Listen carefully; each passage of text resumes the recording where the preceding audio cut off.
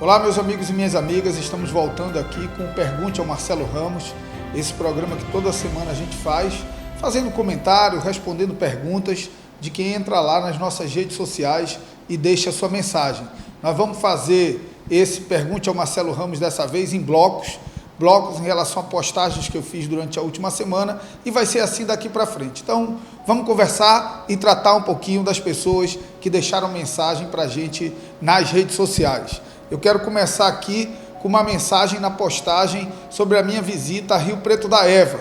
Eu, no último sábado, estive em Rio Preto da Eva, vendo uma série de obras que foram inauguradas e firmando compromisso de canalizar recursos das minhas emendas para esse município tão importante e aqui pertinho de Manaus. E eu quero destacar dessa postagem uma mensagem do Renato Xavier. O Renato diz: obrigado, deputado, como morador do Rio Preto da Eva, vou torcer pelo melhor para a minha cidade.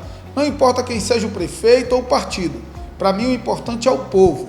É isso mesmo, Renato. Eu acho que a gente tem que deixar de lado as disputas políticas, deixar de lado os confrontos políticos e pensar na melhoria da vida do povo. Eu mesmo, Rio Preto da Eva, eu não fui apoiado pelo prefeito, mas não é porque eu não fui apoiado pelo prefeito que eu vou deixar de destinar recursos que possam melhorar a vida das pessoas do Rio Preto da Eva. Ora, quando eu mandar para lá um recurso para a saúde, não vai ser um recurso para o prefeito, vai ser um recurso para a criança de Rio Preto da Eva que precisa de um medicamento, para a grávida de Rio Preto da Eva que precisa de um pré-natal digno, para o cidadão doente de Rio Preto da Eva que precisa de uma atenção digna. Então, eu concordo com você, deixar de lado essas questões políticas e tratar os interesses do povo. Não interessa se apoiou, se não apoiou, se é do partido A, do partido B, colocar acima de tudo os interesses do povo, e eu tenho certeza que a gente vai viver dias melhores. Um abraço para ti, Renato, e quero mandar também aí de Rio Preto da Eva um abraço para Ana Maria e para o meu amigo Glaucio Ferreira. A outra postagem que nós fizemos, que teve muitos comentários, foi a postagem sobre o Outubro Rosa. E no Outubro Rosa tem uma mensagem do Anderson Costa de Menezes, que diz que as mulheres até procuram se cuidar, mas o SUS não ajuda, que conseguir uma mamografia é uma facilidade, ele coloca entre aspas. E eu emendo com um comentário da Lucilene Mota, que diz que o autoexame é necessário, que ela há 8 anos detectou o câncer, está curada, trabalhando normal, estudando, mostrando que o câncer é tratável e curável, se diagnosticado em tempo. Quero dizer que isso é fundamental, e eu, inclusive, fiz uma visita ao SECOM e tenho o compromisso de agora, nas minhas emendas parlamentares, destinar uma emenda para o setor de diagnóstico do SECOM. O mais importante no tratamento do câncer é a agilidade do diagnóstico. Não dá para uma biópsia ficar lá 3 meses, 4 meses, 5 meses. Isso às vezes significa viver ou morrer para um paciente. Muitas vezes significa perder um braço, perder uma perna.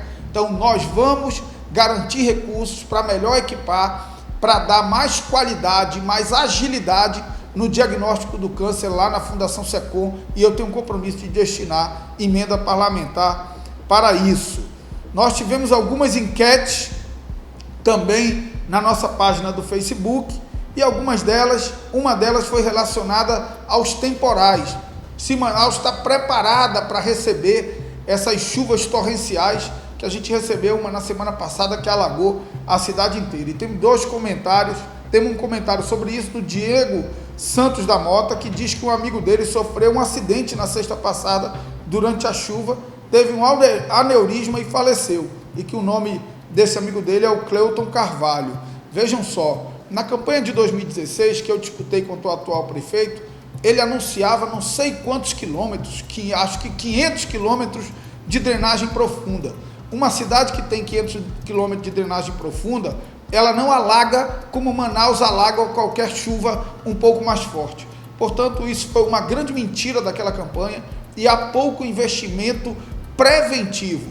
Nós sabemos que em determinados períodos sempre há um índice de chuvas torrenciais, de temporais em Manaus, e a cidade, infelizmente, não se prepara para um evento da natureza, que nós não temos como controlar o evento da natureza, mas se a gente sabe que ele acontece todo ano, nós temos como prevenir, e a prevenção passa necessariamente por obras de drenagem que evite essa alagação que acontece na cidade de Manaus a cada chuva. Um grande abraço aí para o Diego. Eu também acabei fazendo uma postagem que foi um pouco um desabafo sobre esse episódio, enviando o enteado do prefeito e relacionando isso a uma covardia, uma canalice que o prefeito fez comigo e com a minha família durante a campanha de 2016, e recebi a solidariedade aí de muita gente como a Socorro Nascimento, a Ângela Lucena, a Eliane de Souza, o Weber Borges e a Carla Leite, que são pessoas, entre várias, que prestaram solidariedade por conta desse episódio, e eu vou me manifestar sobre esse episódio relacionado ao enteado do prefeito, porque é preciso ficar claro que, a despeito de ser sensível ao drama familiar que o prefeito está vivendo, ele não é mais vítima do que a família do Flávio. A vítima nessa história não é o enteado do prefeito, a vítima nessa história é o cidadão que foi assassinado dentro da casa do enteado do prefeito. E vou também fazer um vídeo comentando um pouco essa decisão judicial que garantiu prisão domiciliar ao enteado do prefeito. Vejam só, se dependência química for justificativa para a prisão domiciliar, nós podemos esvaziar a penitenciária e mandar todo mundo para casa, porque boa parte dos crimes que acontecem na nossa cidade e que encarceram as pessoas são crimes relacionados ao vício e à dependência química. A dependência química, em hipótese nenhuma, justifica prisão domiciliar. Mas nós vamos comentar sobre isso num vídeo que vai aprofundar um pouco mais sobre isso. Também tivemos uma postagem muito comentada sobre a partilha do pré-sal. Nós estamos com uma PEC lá na Câmara dos Deputados, na CCJ, que é a chamada PEC do Pacto Federativo, ou da Seção Onerosa, que ela trata da divisão dos recursos do pré-sal.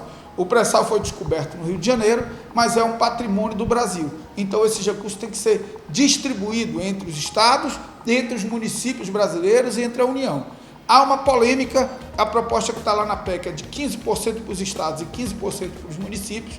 Há uma discussão se a parcela dos estados tem que ser distribuída de forma igual entre os 27 estados da federação ou conforme os critérios do Fundo de Participação dos Estados, o que daria mais recursos para os estados mais pobres e menos recursos para os estados mais ricos. Há uma grande polêmica em torno disso e eu fiz um discurso dizendo o seguinte: eu entendo a polêmica, acho que nós temos que debater e encontrar uma medida justa que equilibre o nosso sistema federativo. O que nós não podemos é, por conta de briga entre governadores, de briga entre prefeitos, de briga de prefeitos com governadores e de brigas de bancadas dentro da Câmara dos Deputados, impedir ou atrasar que esses recursos cheguem aos municípios e aos estados brasileiros que estão quebrados do ponto de vista fiscal, não tem como bancar serviços básicos, saúde, educação. Esse recurso será um recurso extra, um recurso que melhorará a vida das pessoas, e nós precisamos agilizar o debate, fazer os acordos necessários para que isso seja aprovado o mais rápido possível e o recurso chegue lá na ponta. E eu lembro, eu sou oposição ao governador, não recebi apoio de nenhum dos 62 prefeitos, mas acho que o dinheiro tem que chegar lá na ponta, no governo do estado, nas prefeituras, porque quem se beneficia desse dinheiro não é o prefeito ou o governador, é a população. E nós não podemos, por disputas políticas, impedir que se melhore a vida da população que nós representamos. Então, essa será a minha luta lá na Câmara dos Deputados nessa questão do pré-sal. Em relação à reforma tributária, nós temos aqui um comentário do Glaucio Ferreira: tem que fazer urgentemente a reforma tributária, o trabalhador paga mais imposto do que os empresários que sonegam, tem que ter imposto justo para todos. Isso é verdade, mas como eu já disse, nós temos um problema na lógica do nosso sistema tributário. Infelizmente, nós cobramos muito sobre o consumo e pouco sobre a renda e sobre a propriedade. A PEC 45, que tramita na Câmara, não resolve essa contradição, mas nós teremos agora, no dia 18, aqui em Manaus, na Assembleia Legislativa, uma audiência pública da Comissão da Reforma da Previdência, e vamos ter a chance de debater essa questão da regressividade do nosso sistema, para que a gente possa mudar a lógica e garantir que os mais ricos paguem mais e os mais pobres paguem menos, por um lado, e, por outro lado, preservar a Zona Franca de Manaus na proposta de reforma tributária e, acima de tudo, preservar o orçamento do Estado do Amazonas, que será muito combalido se for aprovada a PEC 45 sem alterações. Também comentários aqui sobre renúncias, né? Foi mais um desabafo pessoal do meu artigo da semana, de que é muito difícil às vezes a gente passar a semana fora. Eu tenho 2 filhos pequenos, uma pequena de 6 anos, um pequeno de 3 anos, fora o Gabriel, que já tem 22, e a gente sempre sofre com essa distância e com a cobrança deles, né? Que não conseguem entender na sua ingenuidade o que justifica o pai que ficava a semana inteira em casa, de repente ficar mais da metade da semana fora de casa. Mas eu tenho certeza que a minha esposa e Deus vão bem cuidar da minha família, e que no futuro próximo eles vão entender que todo esse sacrifício é um sacrifício a bem de outras crianças como eles e a bem do futuro do nosso país. Em relação à BR-319, para a gente ir fechando aqui essa conversa, o Giovanni Dias Tavares diz: deputado, as notícias em Manaus afirmam que o governo federal não irá pavimentar a BR-319. Segundo o ministro, nesse governo podemos esquecer o sonho da integração. O que a bancada do Amazonas pode fazer? Não aguentamos mais promessas. Olha lá, o governo prometeu a recuperação da BR-319. Eu fiz uma crítica muito dura, porque logo após a promessa do ministro e do presidente que esteve aqui, o ministro fez uma apresentação na Comissão de Serviços e Infraestrutura do Senado, apresentou o planejamento de 4 anos de ação do Ministério e não tinha nenhuma palavra, nenhuma linha e nenhum real destinado à BR-319.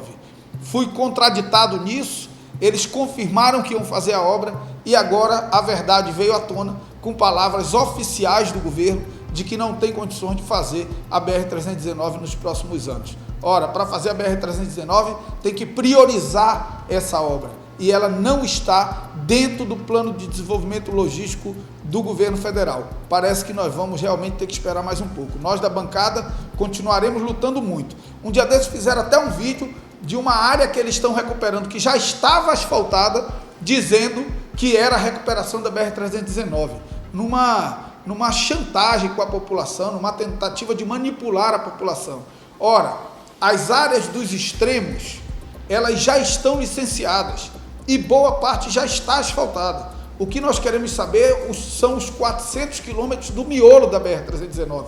Esse não tem licença e não tem R$1 de recurso para recuperar e nem está no planejamento dos próximos 4 anos do Ministério da Infraestrutura. Mas vamos seguir lutando, seguir cobrando, destinar recursos de emendas parlamentares se preciso for, mas deixar claro que sem o governo entrar não tem como garantir a recuperação desses 400 quilômetros, porque 400 quilômetros da BR-319 significa uma obra de aproximadamente 300 milhões por quilômetro, ou seja, 1 bilhão e 200 milhões de reais, o que obviamente não dá para ser feito com emendas parlamentares. É preciso que o governo federal objetivamente entre nisso. Quero mandar um abraço para o Nonato, lá de Itapauá, que deixou a sua mensagem, para o Joel Alciene, lá de Boa Vista do Ramos, que também deixou sua mensagem, e no mais, deixar um grande abraço a todo o povo do Amazonas que sempre nos acompanha aqui pelo Pergunte ao Marcelo Ramos. Na próxima terça, novo programa respondendo as perguntas que você deixa, os comentários que você deixa nas suas redes sociais. Comente lá, um grande abraço e uma boa semana a todos.